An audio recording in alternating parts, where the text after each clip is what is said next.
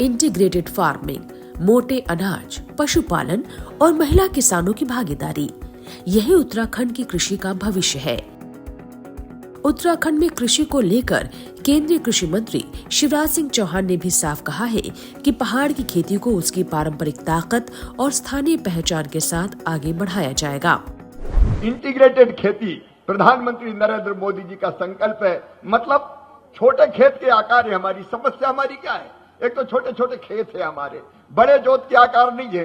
कुछ मैदानी इलाके अगर छोड़ दें तो हमारे मन में ये तड़फ है कि उन छोटे खेतों में हम ज्यादा उत्पादन कैसे करें, और उसके साथ साथ अलग अलग तरह की गतिविधियां करके, अकेले फसल नहीं, अकेले केवल फल नहीं, अकेले केवल सब्जियां नहीं, हम फल पैदा करेंगे, हम सब्जियां पैदा करेंगे, हम औषधियां पैदा करेंगे।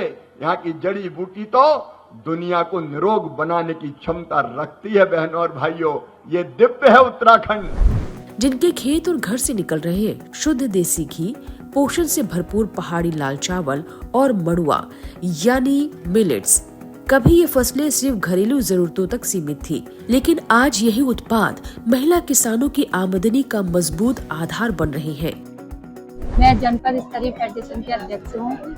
मेरे साथ मैंने 5 महिलाओं से शुरुआत करा था, लेकिन आज मेरे पास 5000 में स्वयं सहायता समूह की महिलाओं का परिवार है और मुझे गर्व भी होता है। मैं इतनी महिलाओं के साथ जुड़ी हुई हूँ और मैंने 0 से स्टार्ट करा था, अपने परिवार से स्टार्ट करा, अपने गांव से शुरू करा और उसके बाद में पूरे जिले को मैंने साथ लेकर चला। और जब हम फर्स्ट में मैंने शुरुआत करी सब्जी उत्पादन से, तो मैं छोटी छोटी सब्जी लेके बाजार में बेचने जाती थी।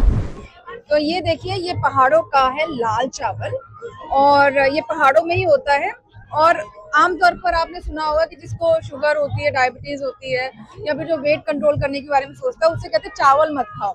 लेकिन इस चावल के लिए हम कहेंगे कि इसे खाइए, जरूर खाइए, क्योंकि इसका ग्लाइसेमिक इंडेक्स कम होता है और ये डायबिटीज वाले जो पेशेंट वो भी खा सकते हैं। और ये पारंपरिक तौर पर जो पहाड़ों में लोग रहते हैं वो जानते हैं कि इसकी खेती होती है। और आपको ये बता दें कि ये मिलेट में गिना जाता है। ये जो लाल चावल होता है तो सेहत के लिए, पोषण के लिए बहुत अच्छा है और साथ ही इसकी खेती के लिए कहा जाता है कि इसकी खेती सस्टेनेबल है। मतलब जिस तरह से क्लाइमेट चेंज हो रहा है, चीजें बदल रही हैं, ऐसे में ये सस्टेनेबल क्रॉप है।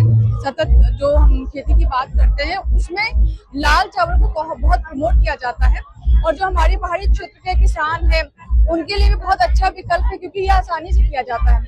और अगर आप पोषण की बात करते हैं तो ये एक ऐसा चावल है इसे कोई खाने के लिए आपको मना नहीं करेगा। तो देखिए, ये है पहाड़ों का लाल चावल।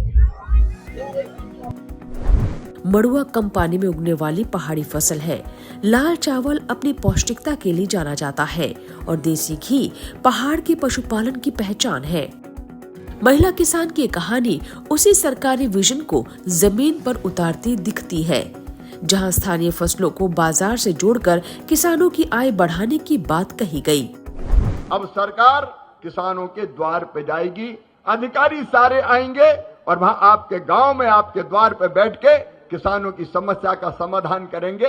दफ्तरों के चक्कर लगाने की किसानों को जरूरत नहीं है। और उत्तराखंड की ये पहल पुष्कर जी पूरे हिंदुस्तान के बाकी राज्यों को भी प्रेरणा देगी। उत्तराखंड की पहाड़ियों से निकलती ये कहानी सिर्फ एक किसान की नहीं, बल्कि उस खेती की है जो परंपरा, पोषण और भविष्य तीनों को एक साथ लेकर चल रही है। Agri DNA by Anju Singh आप तक ऐसी कहानियां पहुंचाता रहेगा।